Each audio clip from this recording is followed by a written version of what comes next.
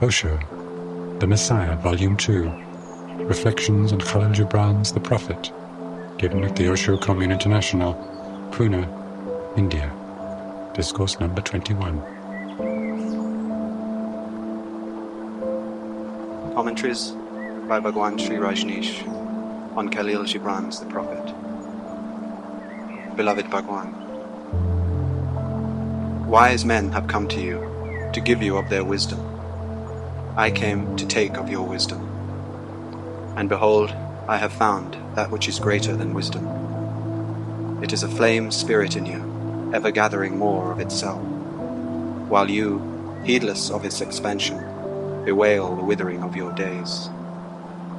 It is life in quest of life, in bodies that fear the grave. There are no graves here. These mountains and plains are a cradle and a stepping stone.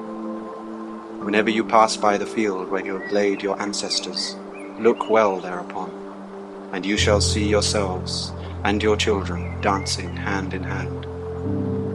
Verily, you often make merry without knowing.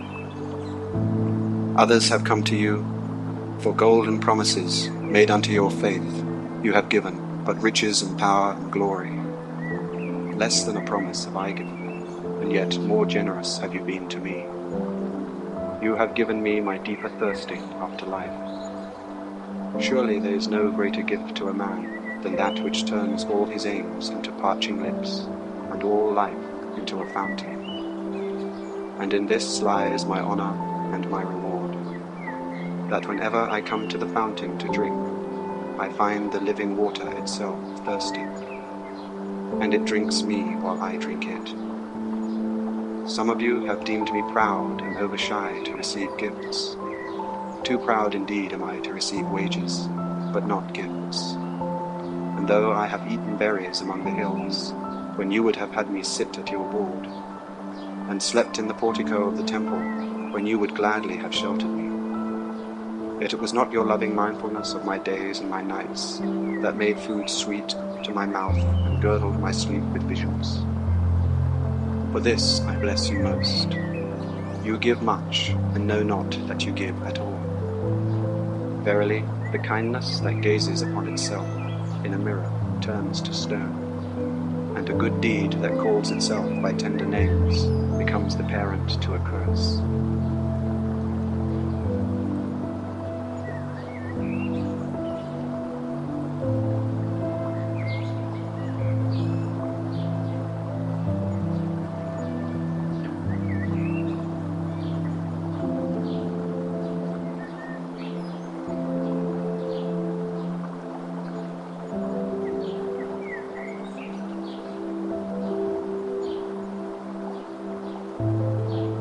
Khalil Gibran is making his most of the profoundest statements. Hence, just don't listen them.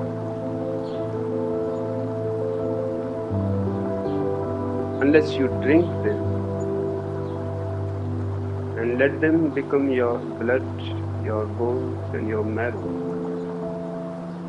you will not get the whole meaning and their beauty. The first statement is of such tremendous importance that it is very difficult to find another statement which will be of equal importance to it. Wise men have come to you to give of their wisdom. I have come to take of your wisdom.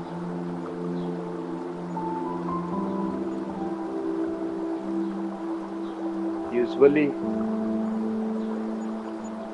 the disciple thinks and has been made to think for centuries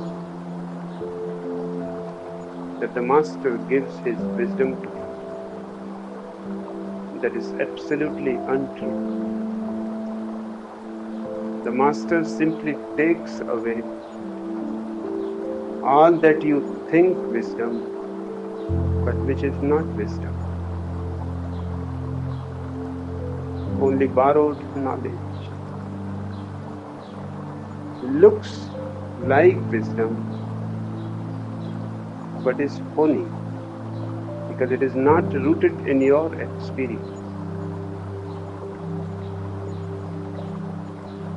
The true master or the true wise man takes away all that is false in you, and your wisdom is false. Your knowledge is false. You know nothing of life. You know nothing of God. All that you know are mere words without any content, hollow, rotten, but just because they have been handed to you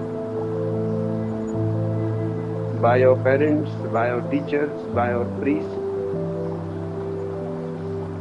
you have been preserving them as if they are great treasures. In fact, they are the burdens that don't allow you to fly in freedom in the open sky of existence. The Master takes away everything that is false in you.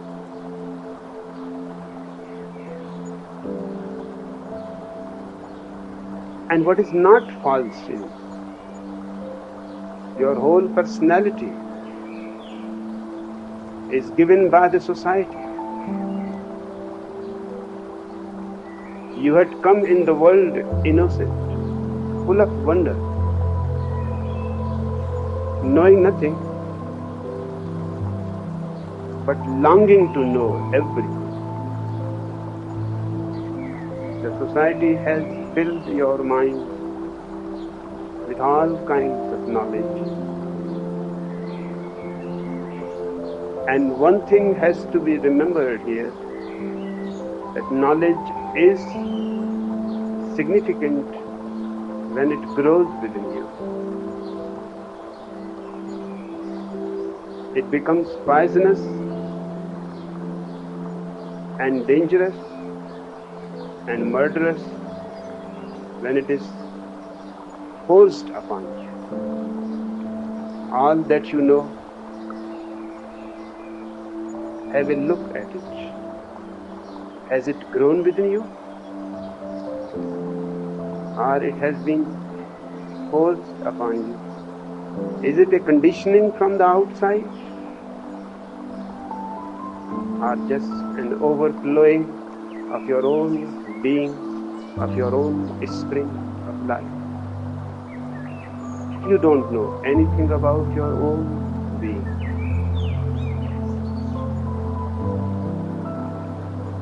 Hence, the true wise man takes away all your wisdom and leaves you again in the same space as you were born, in wonder, knowing nothing.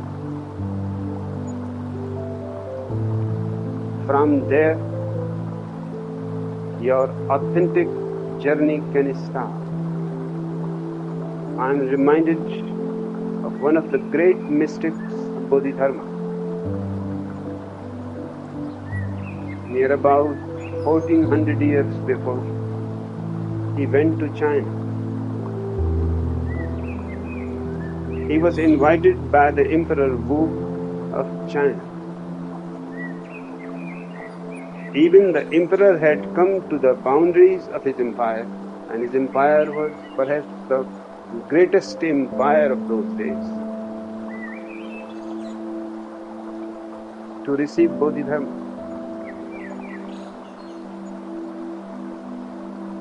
He touched his feet, and the questions that he asked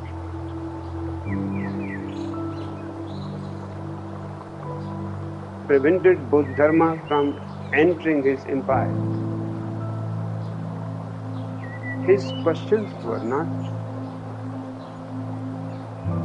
irrelevant. All so-called religious people asked him, and all so-called religious saints answered him. The emperor had asked, I have made thousands of temples for Gautam Buddha,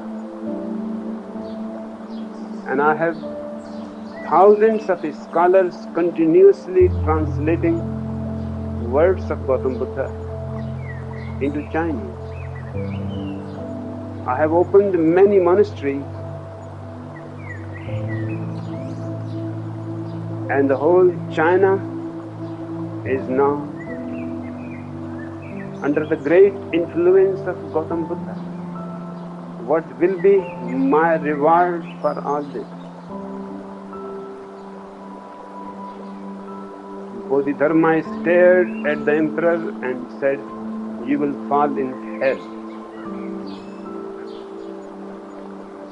The emperor said,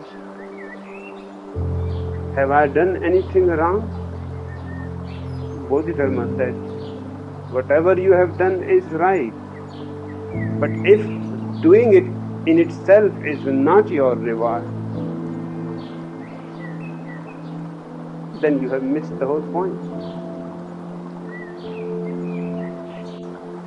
Making a beautiful temple, a beautiful statue of Buddha, if that is not your reward too, and you want something else, then you are doing business. It is not religion. In religion, the very action in itself is either reward or punishment. I know you have opened your vast treasures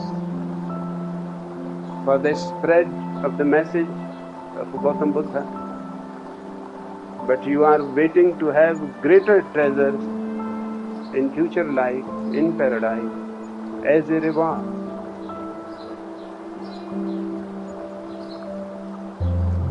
You are bargaining with existence. I am not a businessman. You have invited a wrong person. The emperor said, but I have invited many monks, and they always said, great will be your reward because great is your virtue.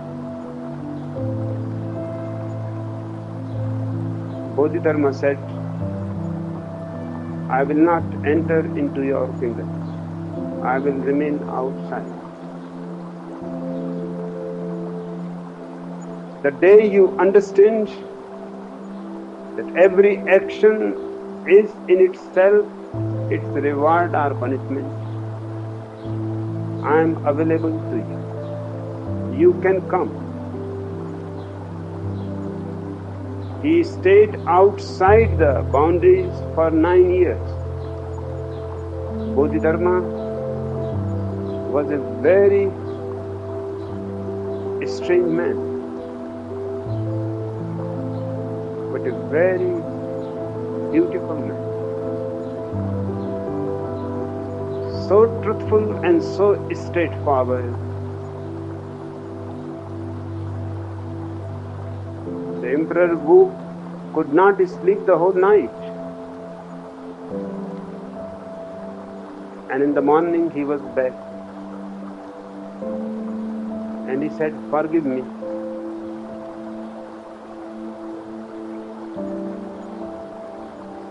You have given me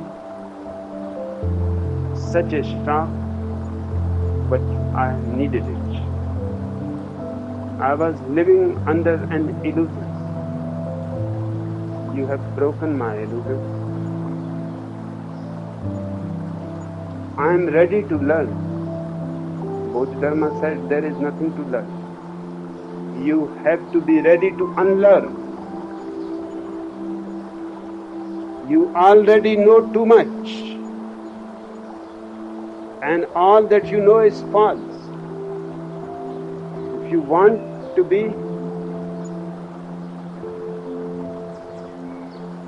in contact with me, think of unlearning. That is the beginning of wisdom. Unlearning is the wisdom, the beginning of wisdom. But all your priests and popes go on telling you learning brings wisdom. But a man like Bodhidharma or Socrates or Gautam Buddha will not agree with these people. They will agree with Khalil Gibran. The function of the master is to help you unlearn everything so that you become again an innocent child. After 9 years, when Bodhidharma was coming back to India, thousands of people had become his disciples. He had chosen 4 of them for the final fire test, because out of those 4, one will be chosen as his successor to continue his work in China. There was great silence, although there was thousands of disciples sitting, and they knew that those 4 people are worthy of it. But it is very difficult. Who is the most worthy? He asked the first man, tell me the essence of wisdom. And the man said, essence of wisdom is that the kingdom of God is within you. Bodhidharma said, you have my flesh, but the flesh is not very deep.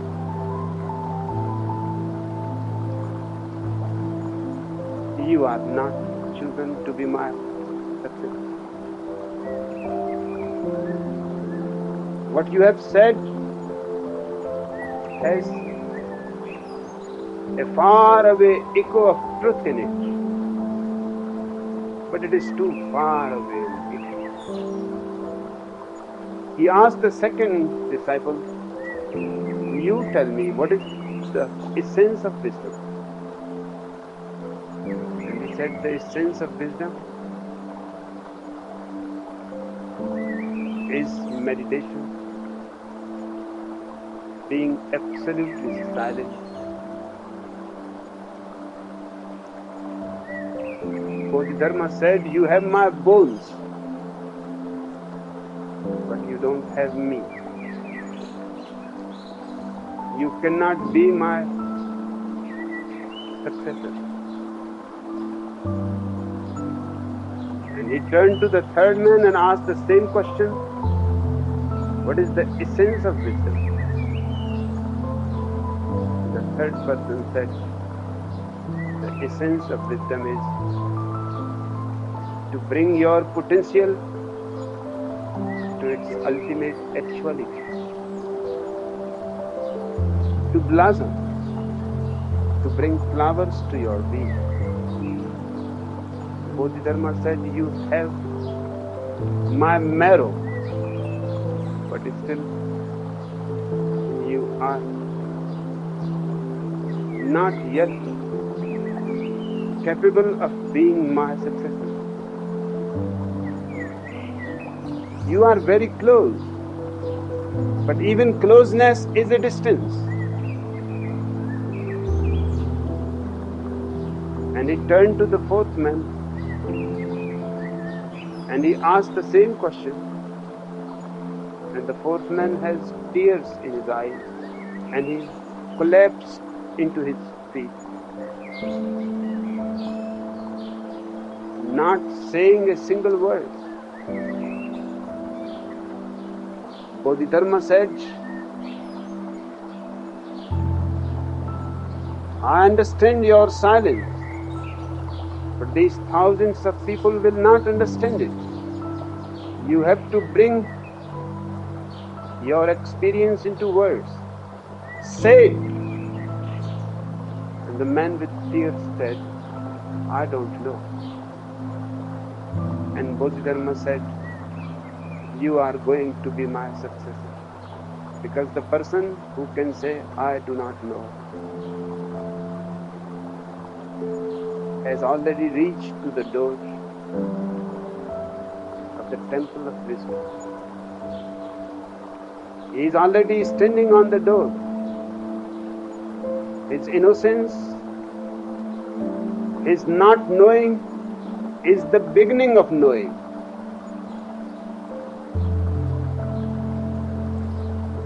Khalil Gibran says, wise men have come to give you their wisdom. They were not truly wise. Nor what they gave you was authentic wisdom. They only went on transferring borrowed knowledge from one generation to another generation. Neither it was their experience nor the experience of those who had given it to them.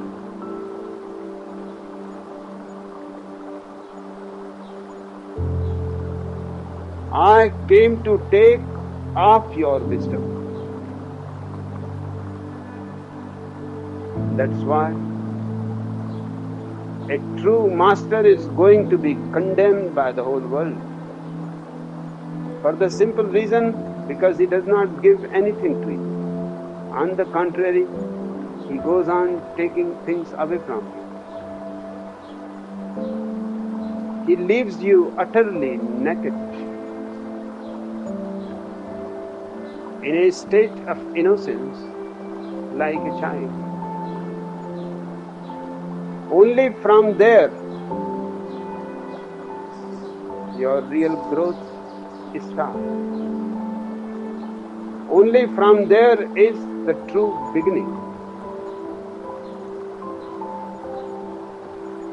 And behold, I have found that which is greater than wisdom.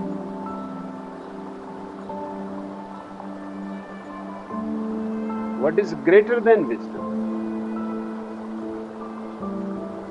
Innocence is greater than wisdom, because wisdom is only a collection of empty words. Innocence is a transformation of your whole being.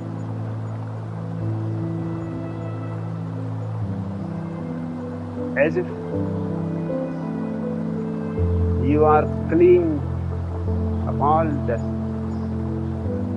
You have just taken a shower. The freshness of innocence, the youthfulness of innocence is slowly deepens and makes you aware of your immortality. That's why he said, and behold, I have found that which is greater than wisdom. Wisdom will not do. It is good for scholars and the priests and the preachers and the popes and the Sankracharyas and the imams, but it is not enough for a true seeker. The true seeker wants not to know the truth, he wants to become it. He does not want to see God, he wants to feel God into his own being. God as an object is for those who are collecting knowledge, wisdom, scripture. God as your own subjectivity, as your own being, is greater than wisdom. When the seeker himself is the sought,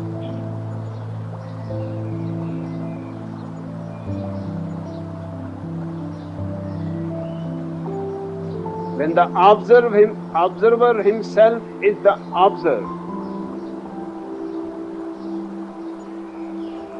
when you and God are not two, divided by knowledge, when you are not separate from God, but in your every breath is the fragrance of godliness, and in your every beat of the heart is the music of the ultimate. Wisdom is for those who cheaply want to become respectable. The true seeker is not after respectability, not after Nobel Prizes, not after any reward here or hereafter. The true seeker wants not to know but to be, and the difference is immense. To know love is one thing, to be love is totally different, and the difference is unbridgeable. You can know love by going into a big library and finding everything that has been said about love, and you can collect all great statements about love. Still you have not known love. Still your heart is empty of love. Your head is full with words about love, but your heart is not satisfied by knowing about love. Your heart wants to become love. Without becoming love, what is the use of knowing about it?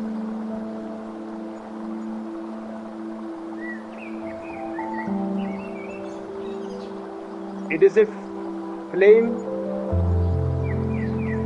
a spirit in you, ever gathering more of itself. Wisdom is not something that you gather from scriptures and holy books. It is a flame, it is a spirit, it is your very being which goes on gathering more and more of itself. You go on becoming more and more not knowledgeable, but more and more rooted in the earth, centered in your being.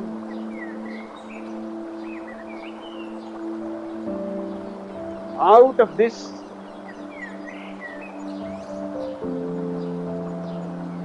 grows the ultimate flower called enlightenment. Enlightenment is not knowledge, it is being.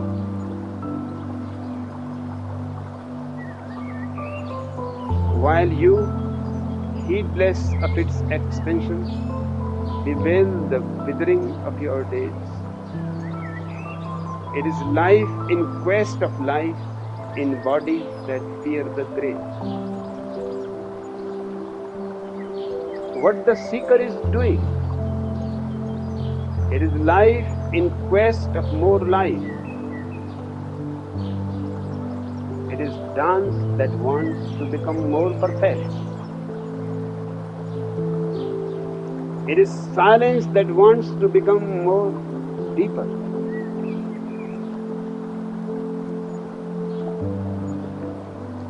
In the depths of silence,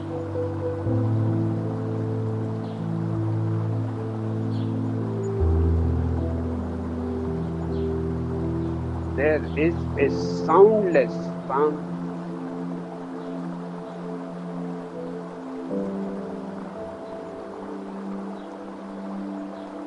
the sound celestial, there is a music without any instrument. A music that is just part of your being. It is not something added from the outside, it is something that grows from inside.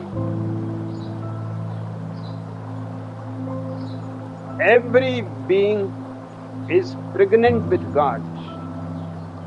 Just as the child grows in the mother's womb, God grows within your being.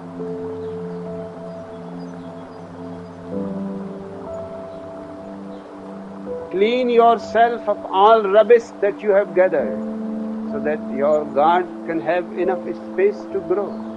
It needs all the space that is available in existence. Less than that will not do.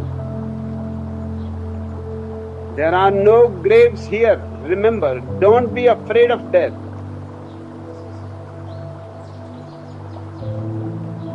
Because there are no graves here. These mountains and plains are a cradle and a stepping stone. Whenever you pass by the field where you have laid your ancestors, look well thereupon, and you shall see yourself and your children dancing hand in hand. If you enter into yourself, you will be surprised. Entering into yourself, you have entered into the immortality of life. And you will find your ancestors, your forefathers, and you will also find your children's children, hand in hand, dancing with you. Life is spread on both the sides, the past and the future. And the present moment in you contains both. If you can be just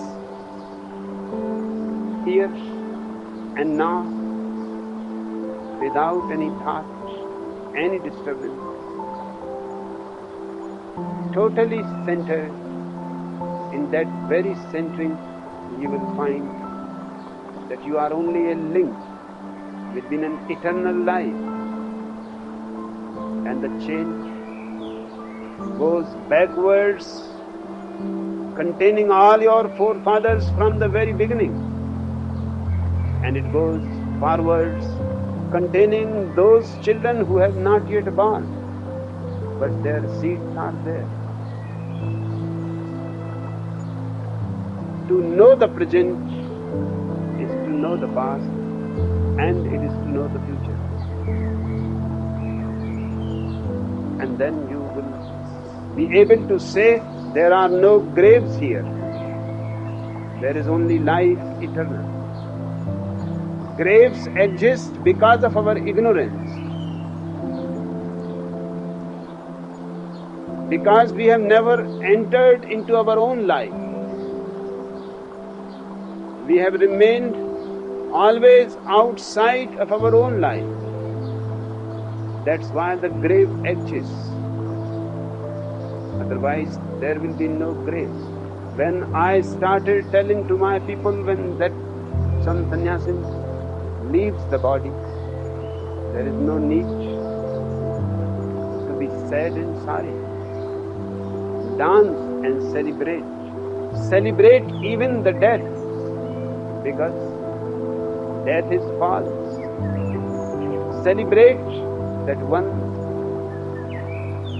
friend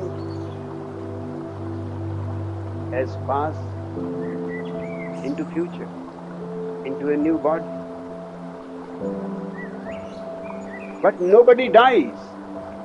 Nobody has ever died. That's the meaning when Jesus was asked,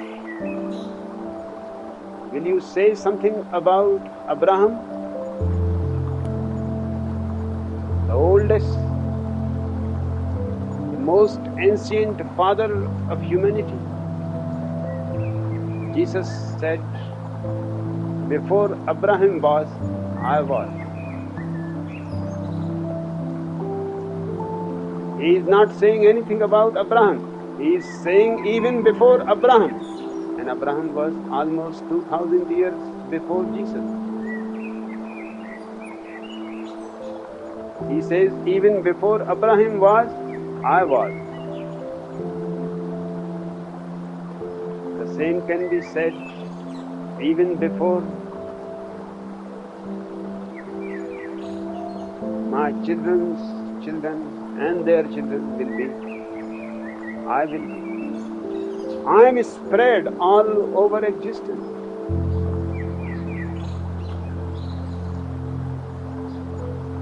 Where graves can be,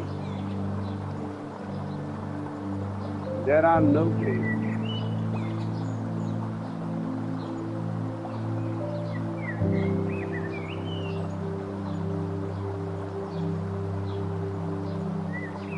Verily, you often make merry without knowing.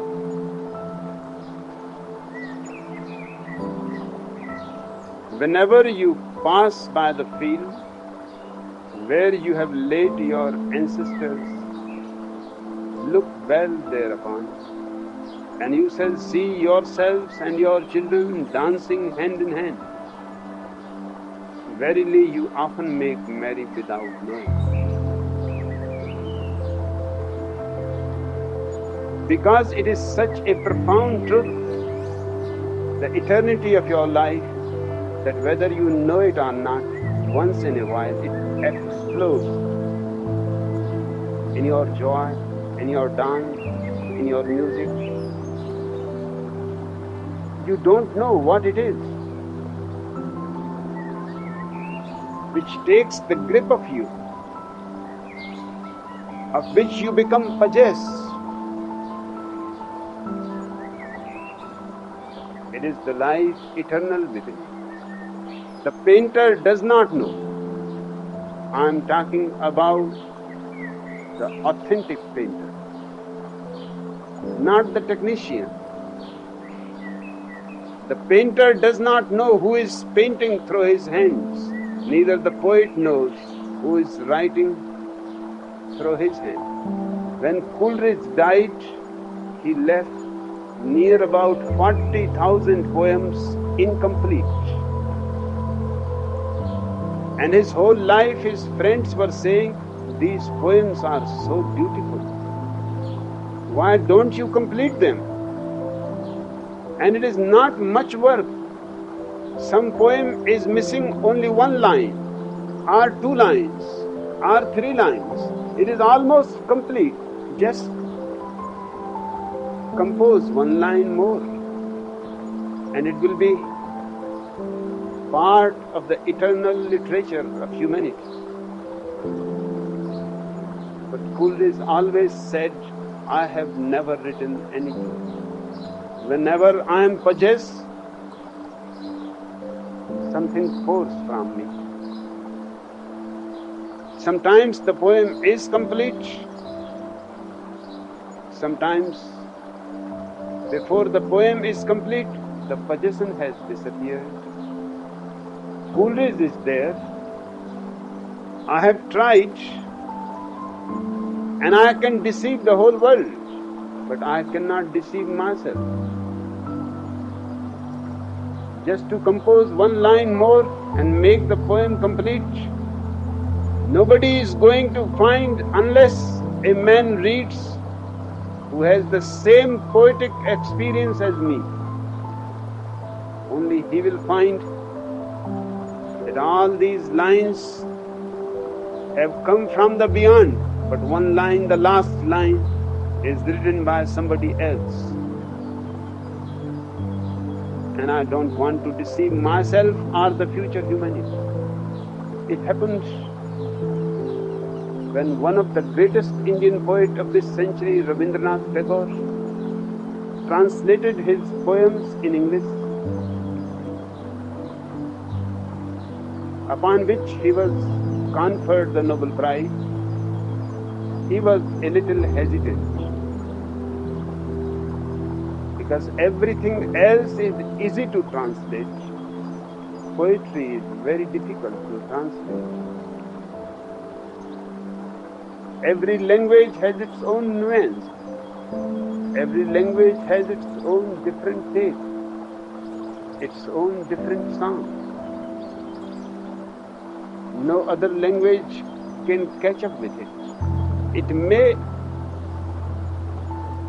be able to translate prose from one language to another language almost exactly, but poetry is a different matter. So he was a little shy, and he was well educated in England. So it was not that English was a strange language to him. It was almost as if his second mother tongue. But still, the mother tongue is mother tongue. There is no way to substitute it. He went to England. He had great poets who were his friends. He wanted first, before publishing those poems, to read them into a small gathering of poets. Each one of the great English poets called a meeting of all the poets of London in his own home. He was already a Nobel Prize winner poet, and Rabindranath read his poems. Everybody was surprised and was shocked too, that if these poems were not translated, the world would have never known about them. And they have a totally different dimension, which no other English poet has ever touched. But Yeats was silent. He was the greatest poet in that meeting. Rabindranath said, "You have not said anything about it." He said, "The poems are great, but at 4 places, 4 words only are not yours. Somebody else has helped you." Rabindranath could not believe his ears, because it was true. Out of his hesitation, he has shown to a great Christian missionary, C.F. Andrews. Before he left to England, he showed his poem and asked, "Do you see any grammatical, linguistic,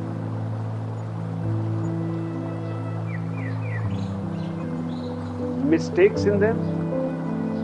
C.F. Andrews was a great scholar, but he was not a poet. He looked through the poems, and only at 4 places he said, "These words are grammatically wrong." Everything is absolutely correct as far as grammar and language is concerned, but these 4 words have to be changed. He suggested other 4 words of the same meaning, and Rabindranath simply changed those 4 words. It became more grammatical, more correct as far as language is concerned, but he could not deceive Yeats and his poetic sensibility. He pointed exactly those 4 words in the whole book of poems,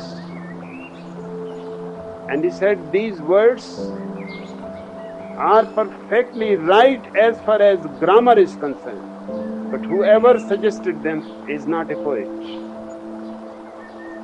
Rabindranath said, "You surprised me. These words were suggested to me by a great scholar, worldwide known, C.F. Andrews. He said it does not matter who suggested them. He knows language, he knows grammar, but he does not know anything of poetry. You just please put your own words that you had put them originally." And he placed his own words, and each said, "Now, it is perfect." Grammatically not, but poetry is not grammar. A prose composition has to be grammatical. Poetry soars higher than grammar, higher than language. Now it is perfectly right. These are the words of a poet.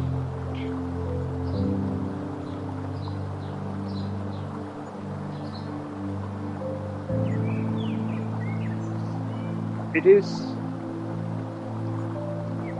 without knowing. When you are dancing, you may get possessed. Not possessed by something from outside, but something from inside, which was asleep, but in your dance became awake. And you will be surprised that from where this dance is coming, from where this song is coming, from where this silence and this joy, uncast, it is simply overflowing you.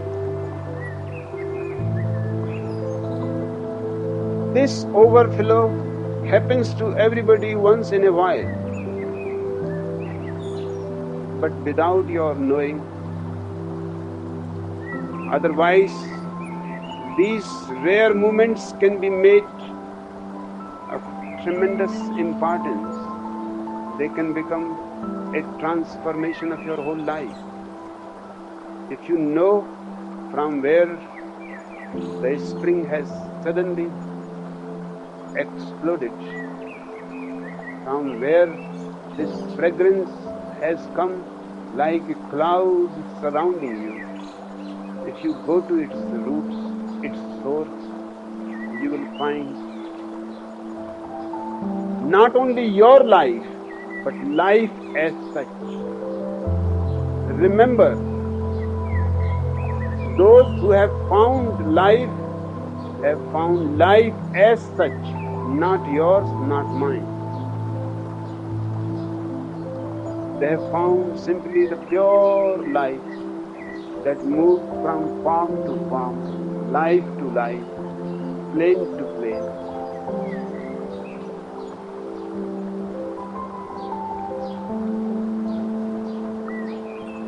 Others have come to you, to whom for golden promises made unto your faith, you have given but riches and power and glory. Less than a promise have I given, and yet more generous have you been to me. There have been others who have come with golden promises,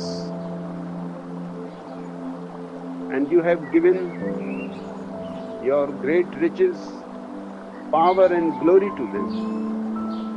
Less than a promise have I given to you, yet more generous have you been to me.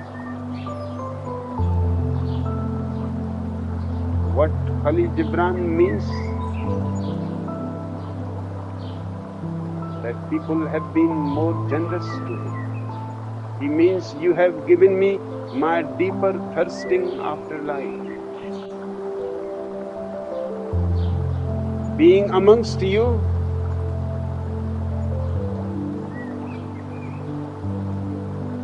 I have become more and more a seeker, a searcher, You may not be aware that you have given me this search, this seeking. But looking at you asleep, a desire to wake up has arisen in me. Looking at your anger, a desire has arisen in me. Is there some place where one transcends anger or transforms anger into compassion? Looking at you and living with you, I have seen that people are simply vegetating, not living. And each of you has reminded me that I have not to waste my life like you. I have to find the source of life before death knocks at my doors. Do you see the beauty of the man? Nobody has given anything to him, but he is still saying, less than a promise I have given. I have not given anything to you. Yet more generous have you been to me. You have not given me your treasures, power, glory, but you have given me my deeper thirsting after life. The more I have watched you, the more I have become aware that there is not much time to lose. I have to go after a great search and stake everything that I have to find the truth of life. I don't want to die like everybody else. I want to die just to find a better life, a deeper life. But you have given this to me, although you are not aware of it.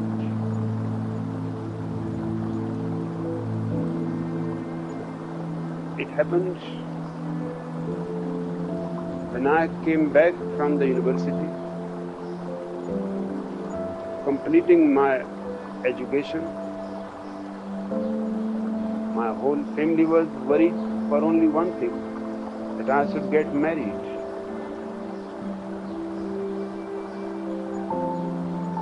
My father was very cautious because he knew me, that once I have said no, then there is no way to change it into yes. So first he tried to find out from others. So my uncles asked me, his friends asked me. I said, I can see it is not your question,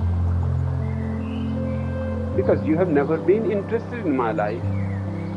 Suddenly, why you should be interested in my getting married? You don't have a daughter.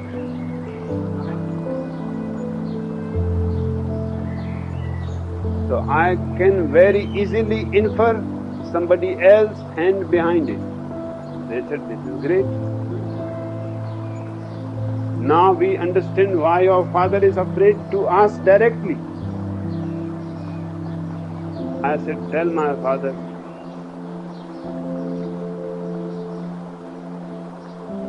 that I will not give my answer to his agents. They said, you are condemning us as agents. I said, you are agents.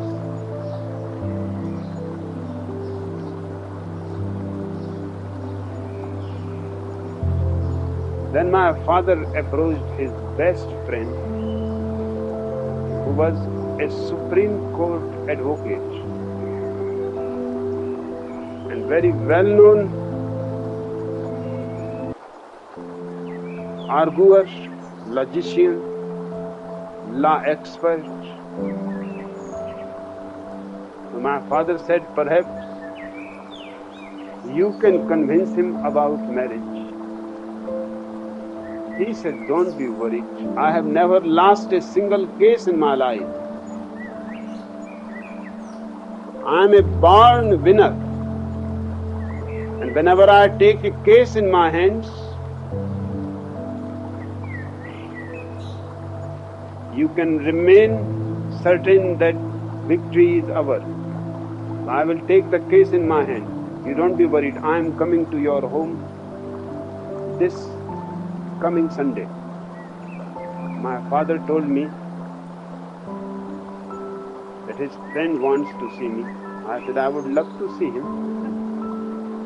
I know why he wants to see me. But tell him that this is not going to be an ordinary case in the Supreme Court. Inform him to come very ready. He should do all his homework. My father said, what homework? I said, you simply tell him.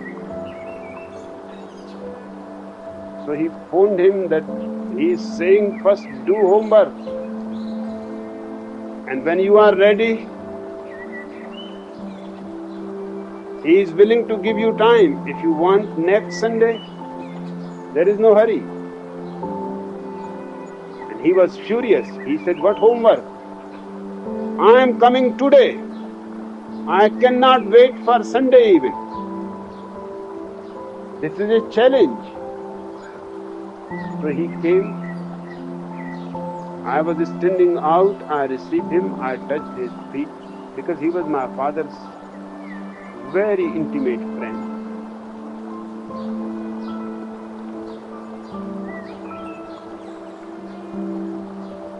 I took him inside and I asked him, what is the matter? Why do you want to see me? He said, there is no matter. It is a simple thing. You have come from the university. You have topped the university.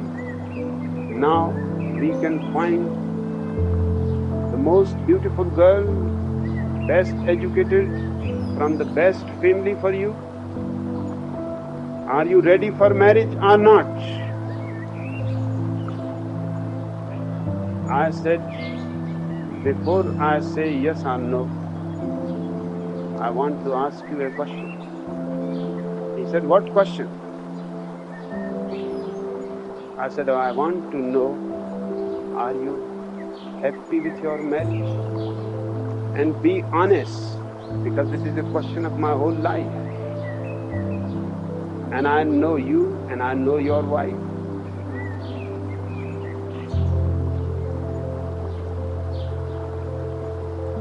So don't deceive me, because if you say anything that is not right, I have phoned your wife too. He said, what? What have you said to my wife? I said, I have told your wife that your husband is coming to convince me for marriage. And I will get into an argument with him. If I win the argument, he will have to divorce you. If he wins the argument, I am ready to get married. Because you have to stake something also. He said, my God, now I understand. What do you mean by homework? I am going home. My father said, what happened?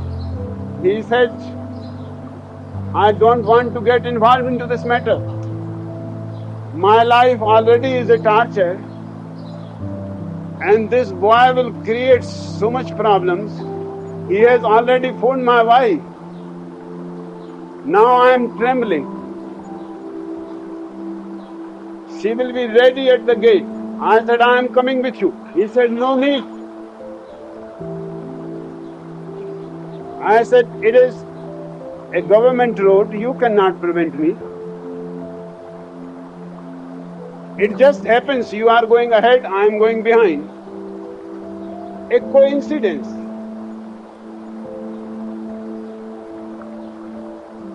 He said, it is a strange difficulty I have taken myself.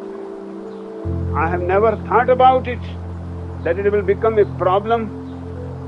I had come simply to convince you to get married, and you are ready to argue, but I have to put something at stake.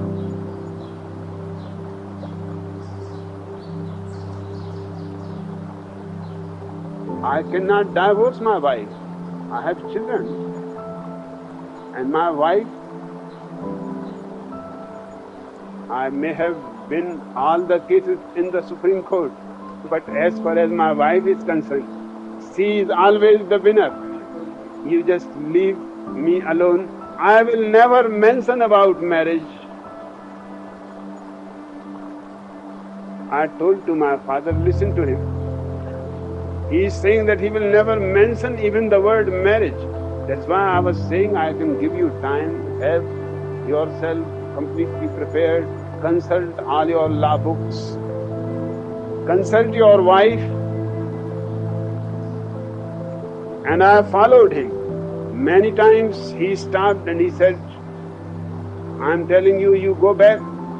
I said, nobody can remove me from the road. It is a public place. You stop, I stop. You will move, I will move. He said, you are a strange fellow. I have never thought that you are so dangerous. I said, I just want to see the scene, what happens.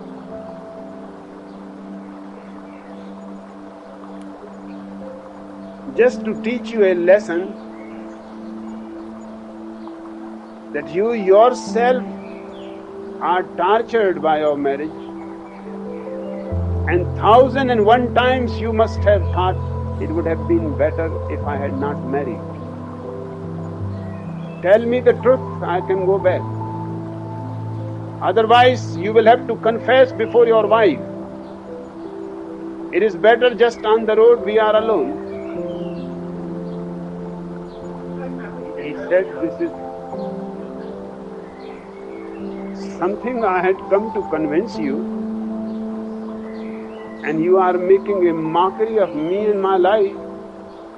I said, you wanted to destroy my life, knowing perfectly well that your marriage has destroyed your life. It has become a prison to you. If you had really been compassionate and kind, you would have suggested me never get married. He said, I was not even aware that I am doing something wrong. But now I understood. Just forgive me and go back. It is true. Never get married. I said, you have to tell it to my father too. Otherwise, I am coming.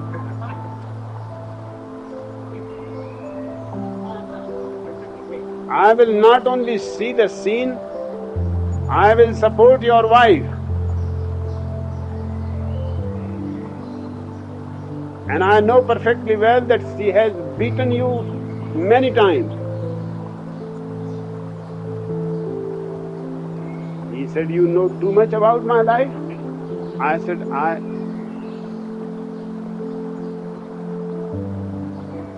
am in great intimacy with your wife.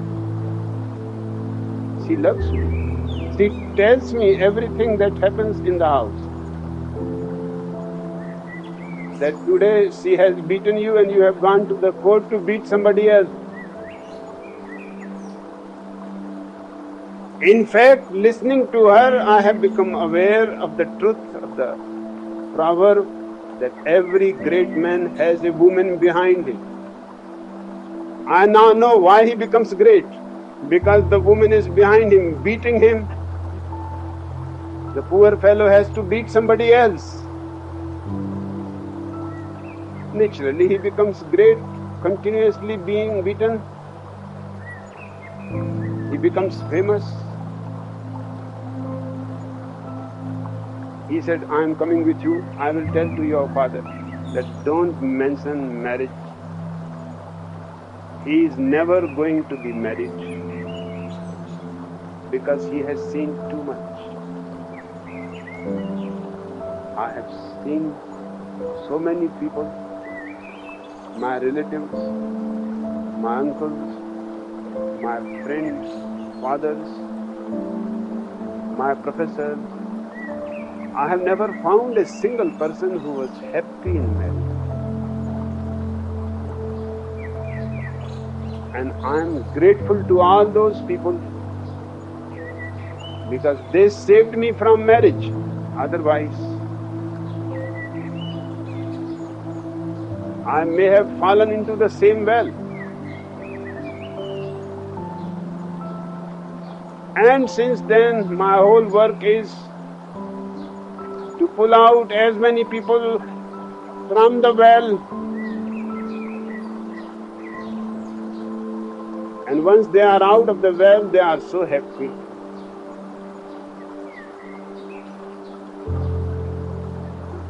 Just today, Ananda was showing me a press cutting. Some newspaper has done a survey. How many people are against me and how many people are for me? Men, 60% are against, 40% are in favor. Women, 90% are against, 10% are in favor. Ananda said, why this difference? I said, it is natural. I am wondering about the 10% women who are in my favor.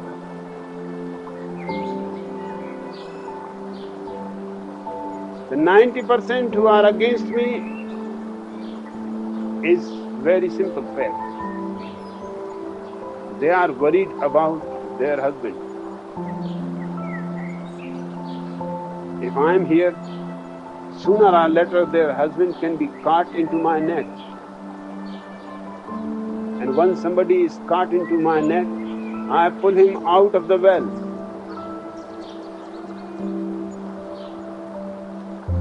Their women try hard to pull them back. Secondly, the women are more against because I have so many beautiful women with me. They must be feeling very jealous. And they must be feeling afraid. Their husbands may become interested in some women. Because Pune is not famous for beautiful women.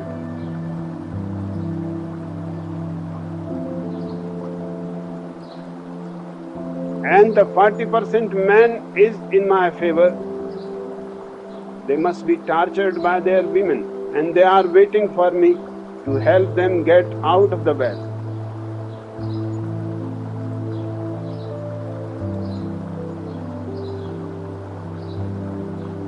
Marriage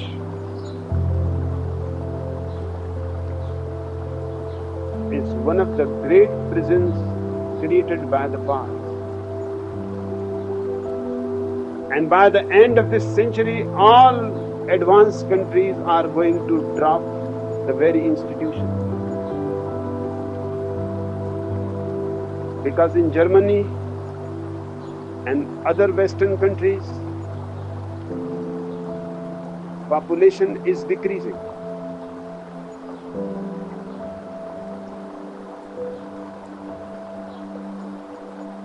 It is just the opposite of the East, where population is expanding with such a rate that it has never happened before. By the end of this century, India will be ahead of all nations. China has been traditionally ahead of all nations. But by the end of this century, China is going to be defeated by India. India is producing with a greater rate. Germany is worried because every day their population is decreasing by 3,000. People are living longer. The average age of men is 74 and for women 79. That is average. Many people have gone beyond 100. So older people are increasing, but new children are not coming. Who is going to work?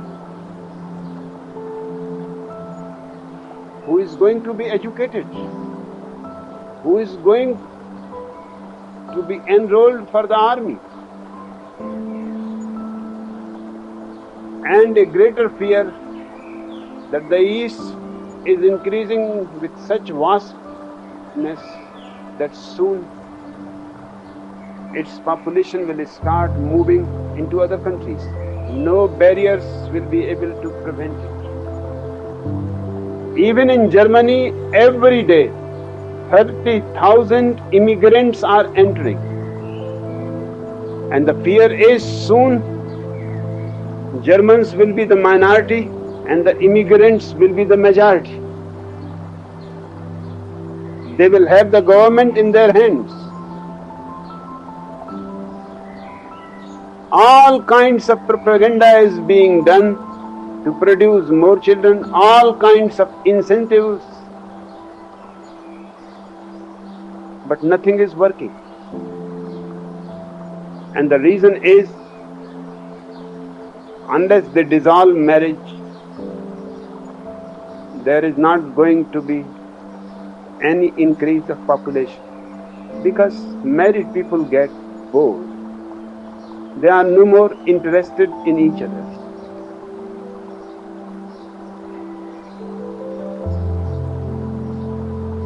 And they have better things to do than to produce children.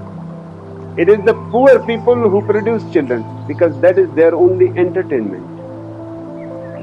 They can't go to see a movie because it needs money. They can't go to purchase a television set, it costs money. Sex is only free entertainment.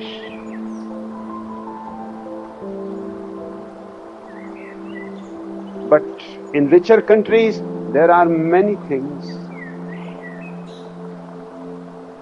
Many drugs are available which give you more than any sexual relationship can give you. Although those drugs are banned, it does not matter. Underground, everything is available everywhere. Sex is the oldest drug, biological drug. But people have found better drugs than sex. Why they should fall backwards? Unless these countries understand a simple phenomenon, that is, dissolve marriage and let men and women move freely,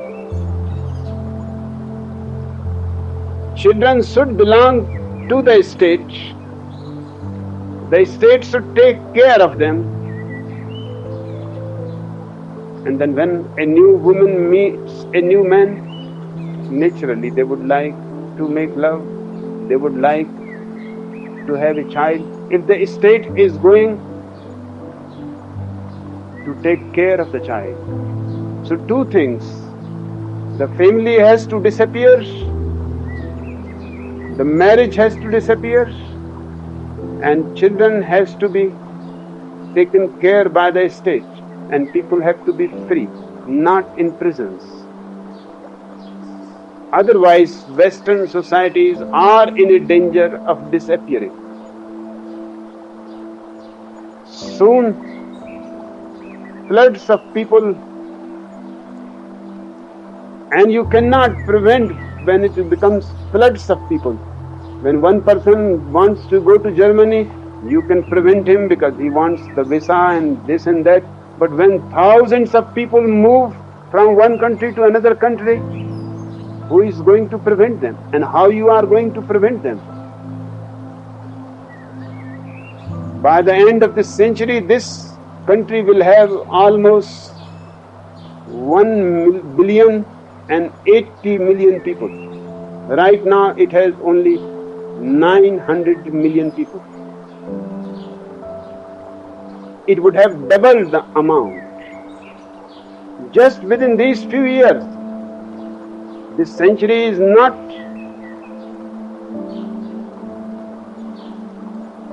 many years. It is 87, only 17 years and India would have doubled its population. That population India cannot contain. Even this population is difficult.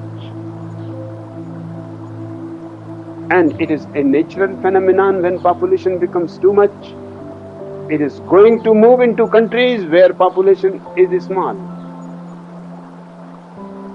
No visa can prevent, no passport can prevent, no question of all these nonsense things, no boundaries can prevent. It is a question of life and death.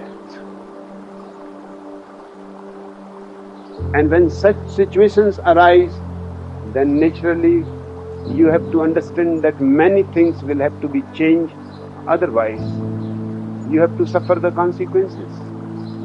But people go on living unconsciously. In America, in the colleges, in the universities, drugs were used, but now they have moved to the primary schools.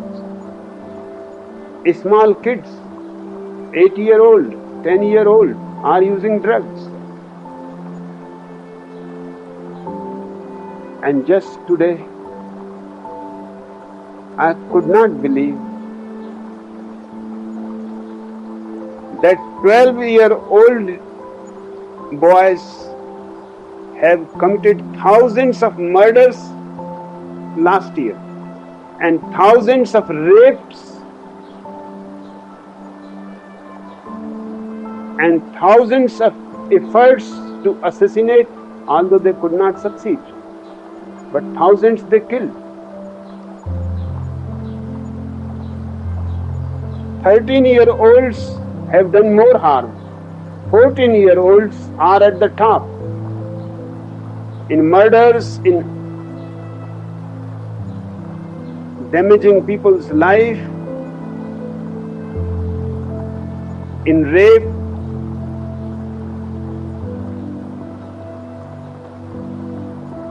And what all these great leaders, Ronald Reagan and company, what they are doing for these children and how it is happening. They are simply sitting, not knowing what to do. The situation seems to be quite out of hand. But it can be solved so easily. The question is of awareness, of knowing. These sleepy people who themselves don't know what they are doing, if you go on creating nuclear weapons to destroy whole humanity, what is wrong if your children start killing people? It is the same. Just they are doing it on a small scale. You are going to do on a wholesale, large scale, destroying the whole humanity. But why these children are doing it, nobody seems even to think about it. And the reason is because people are afraid to say the truth. They know what happens when you say the truth. I know by my own experience. You say the truth to help the people and the same people become your enemies. such is their deep sleep, such is their ignorance. All that is needed is mixed hostels of boys and girls, and rapes will disappear. If you allow the boys and girls to make love, and there is no harm, because only after a certain age a girl can become pregnant. Before that, there is no problem. Let them play, let them enjoy. They will not rape. And after the age when the girl can become pregnant, now pills are available. Every school should supply the pills. The teacher should explain how to use the pills. In the past, there was a pill which you had to take before making love. So once in a while, you may be in a situation that you have not taken the pill, but your boyfriend has come, your girlfriend has come, and people are so sleepy they think that it is not going to happen to us. And once in a while, there is no harm to make love without the pill. So thousands of accidents all around the world. Now they have come with a new pill which you can take after making love. So now that is more safer. And they have also come with a pill that the man can take. No need for the woman to take it. Even one of the two takes the pill, there is no possibility of pregnancy. Rapes will disappear. And you will be surprised that with rape disappearing, these people who are murdering people, using knives and crippling people will also disappear. Because it is one of the oldest findings of Sigmund Freud that the people who use weapons for killing people are really don't know that they want to enter the body of a woman. Unaware, they try to enter the body by a weapon. But to say any truth which can redeem humanity is to create all kinds of antagonism against yourself. I have been doing my whole life only one work: how to influence people and create enemies. I think by the end, I will have the whole world queued against me. And whatever I am saying, they are going to do it, but when it will be too late. I was the first in the commune in America who talked about the disease AIDS and prevented the commune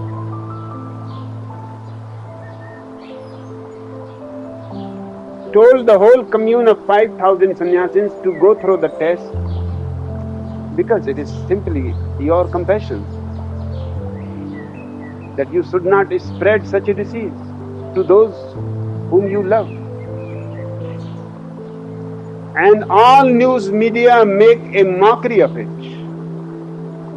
Televisions, newspapers, radios, all laughed about it, that I am creating an unnecessary fear. And now the same measures are being taken by all the nations all over the world.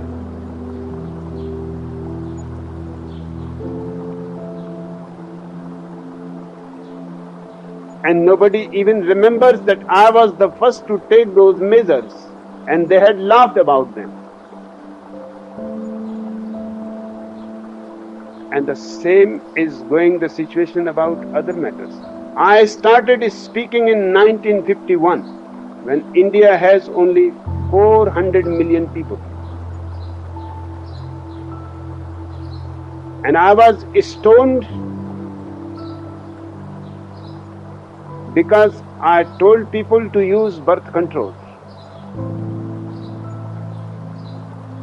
In Amritsar, my train was prevented for 2 hours, and a crowd of people on the station would not allow me to get down at Amritsar because I was going to talk about birth control.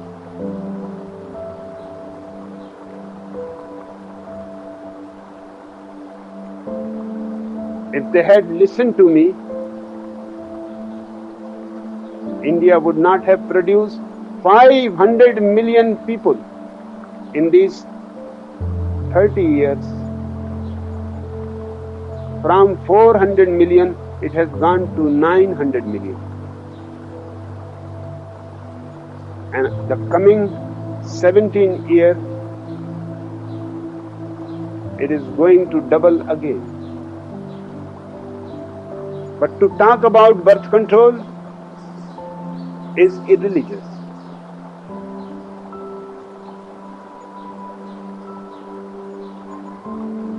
I don't understand that we are living in 20th century. We are still crawling darkness in darkness far back in a very primitive state where we are groping for light. And if somebody shows us light, naturally we have lived in darkness so long, our eyes cannot tolerate the dazzling light. They become closed. They go back again into darkness.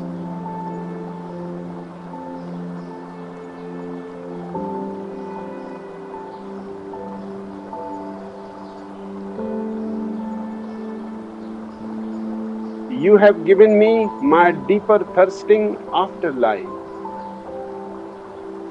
But those people are not aware when and where they have given it. Just watching them, Al-Mustafa has learned that he is living in a crowd of dead people. And before he himself also becomes dead, it is better to find the source of life. Surely there is no greater gift to a man than that which turns all his aims into parching lips and all life into a fountain. And in this lies my honor and my reward.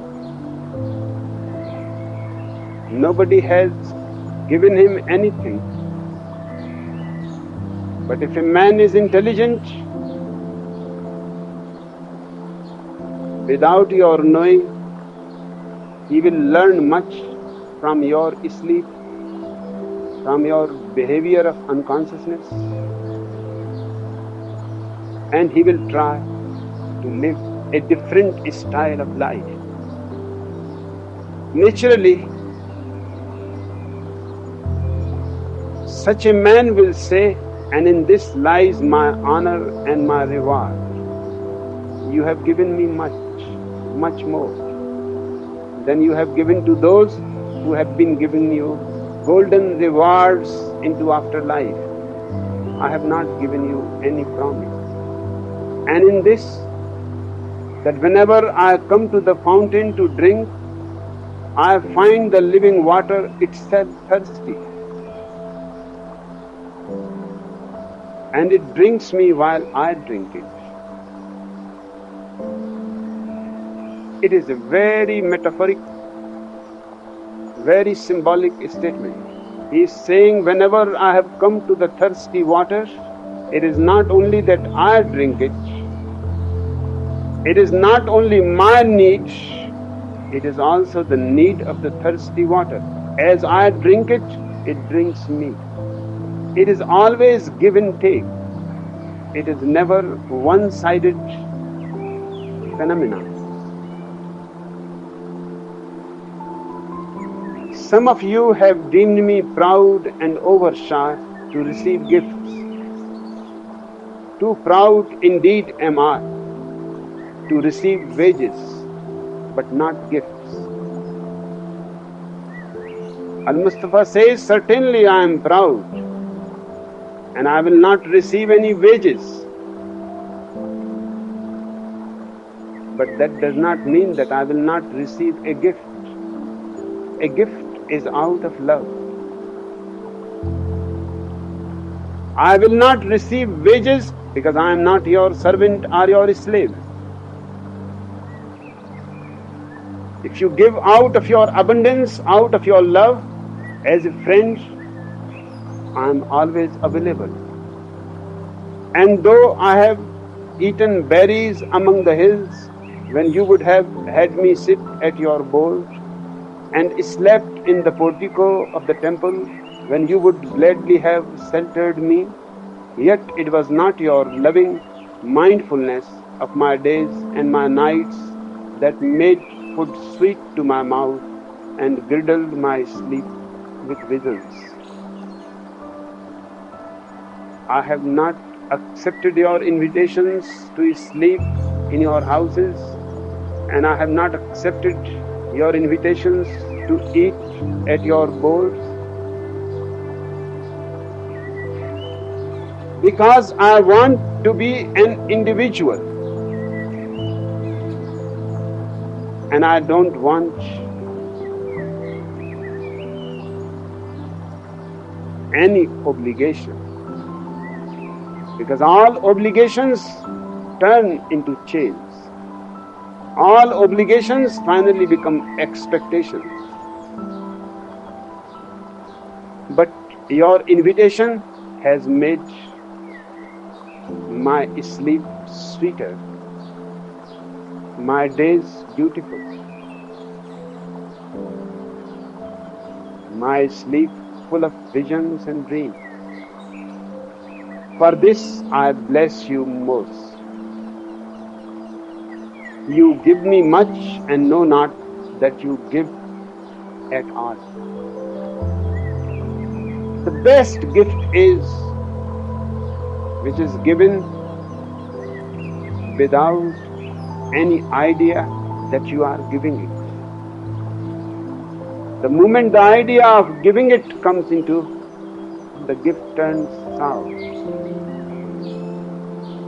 For this I bless you most. You give much and know not that you give at all. Verily, the kindness that gazes upon itself in a mirror turns to stone.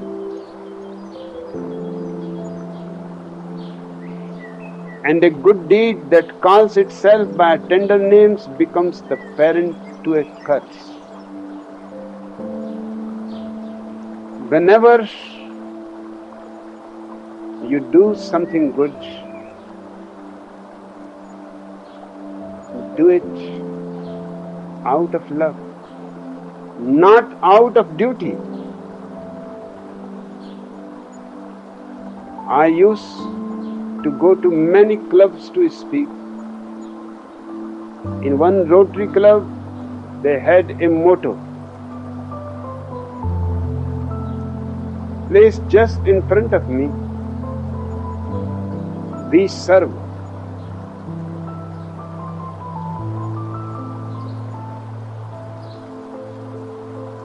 I had not gone to speak to them about service, but I said, now I have forgotten all what I had come for. I am going to speak about this motto that is put in front of me in golden letters: we serve. If you are aware of your service, it is not service. It is a very cunning way of enslaving the other person. To me, duty is a 4-letter ugly word, obscene.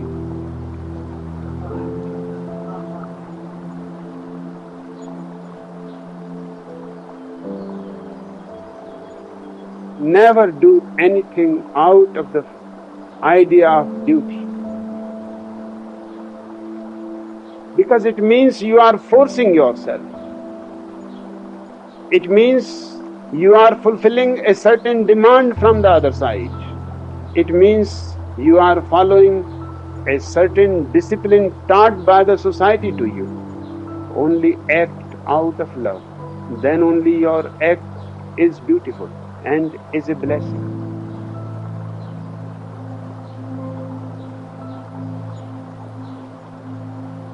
Verily, the kindness that gazes upon itself in a mirror turns to stone.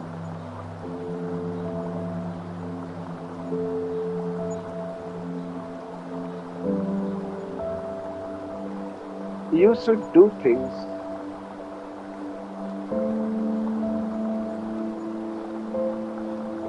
not to be rewarded, not to be remembered, not to be grateful to you. You should do because you enjoy doing, and your reward is complete. Beyond your action, you are not expecting anything.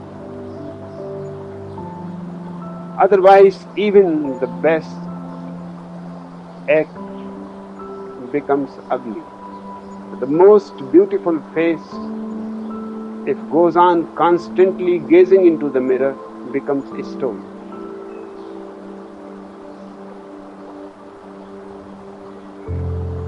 Whenever I see women carrying their bags with their mirrors in them, I feel so sorry,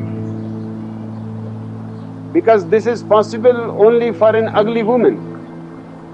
A woman who is really beautiful does not need on every stop of the bus to open her bag and look at her face as if she has forgotten who she is.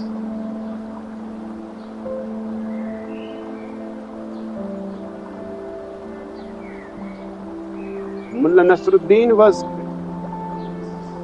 trying for half an hour to catch 2 flies which were disturbing in the room. Finally, he got hold of both of them, and he told his wife, "I have caught both of them. One is male, another is female." The wife said, "Flies? And you have found their sex too?" He said it was very simple, because the female fly was sitting on the mirror for 2 hours continuously, and the male fly was reading the newspaper.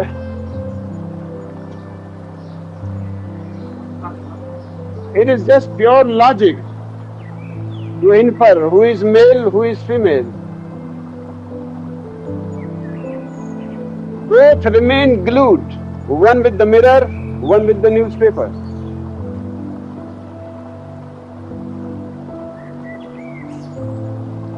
It is not bad to look into a mirror,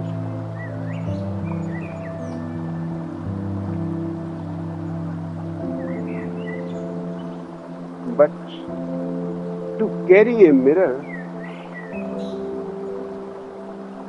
and just after 10-12 minutes open your bag and look at the mirror, that shows some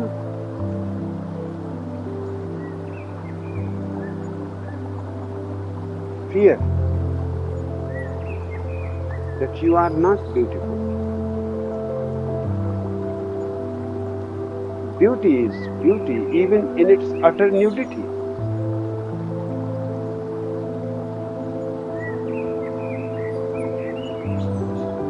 Why people are so much against of nudity? They may talk about great reasons, spiritual, moral, etc. But the real fact is, most of the people are so ugly in their nudeness that they cannot stand nude. And if somebody is standing in nudeness, it is a challenge. Your clothes are not just made to protect your body from seasons, they are also made in such a way so that your body goes on looking beautiful. Any society that becomes really beautiful starts having less and less clothes. There is no need to hide. One hides only the ugly part.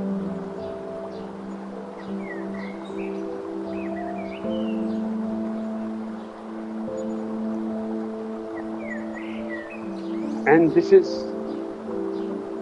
a strange psychology of man,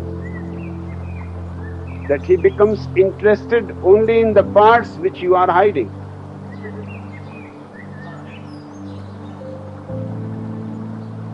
If you see a Mohammedan woman with her veil on the face,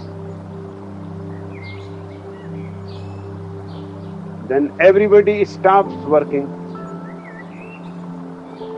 Everybody wants to have some glimpse what kind of woman is going. She may be ugly, but the veil creates the illusion in the minds of people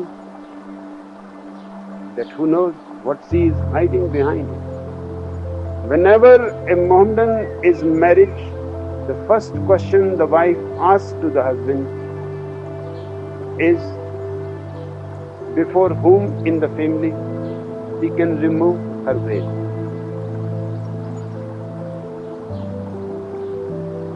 She cannot remove her veil even in the family with all its members. Only with few people the husband tells her. When Mullah Nasruddin got married, the same question was asked by the woman. He said, first let me see your face, then only I can decide before whom you should open your veil and before whom you should not. How can I say anything without seeing your face? So she turned up her veil and he said, close it, close it. Accept me, you can open it before anybody. Just forgive me.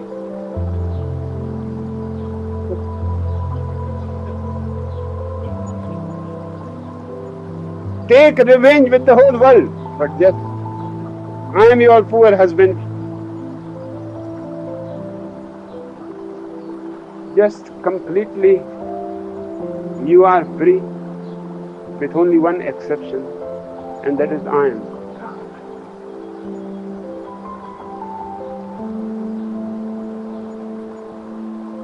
One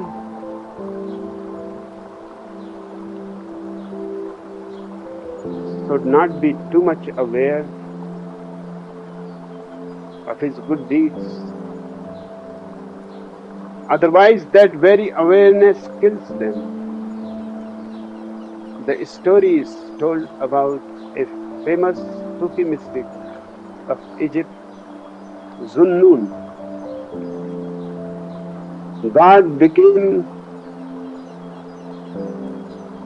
so much interested in Junnun, that's how the story goes, that he came to see him and asked Junnun that you can ask any power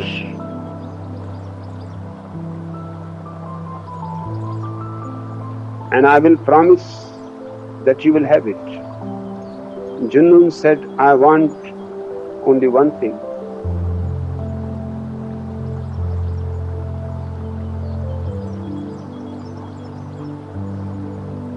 That wherever I walk,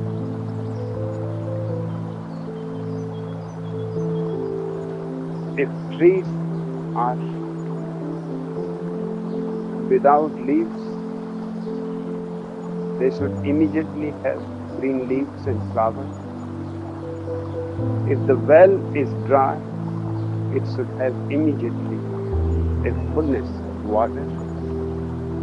If people are poor, they should become rich.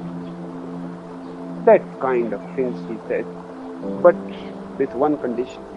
All this should happen behind me, not in front of my eyes. When I have passed, all these miracles should happen behind me so that I never know what I am doing.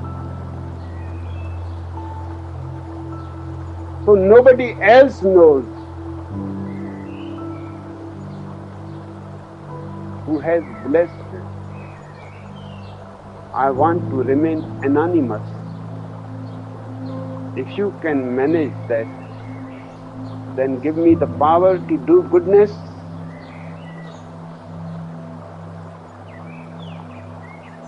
But I should not become aware that it is happening, and nobody should become aware that I am the cause of it.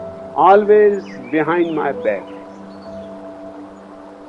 I have loved the story. It is just a story, but carries the same meaning what Al-Mustafa is saying.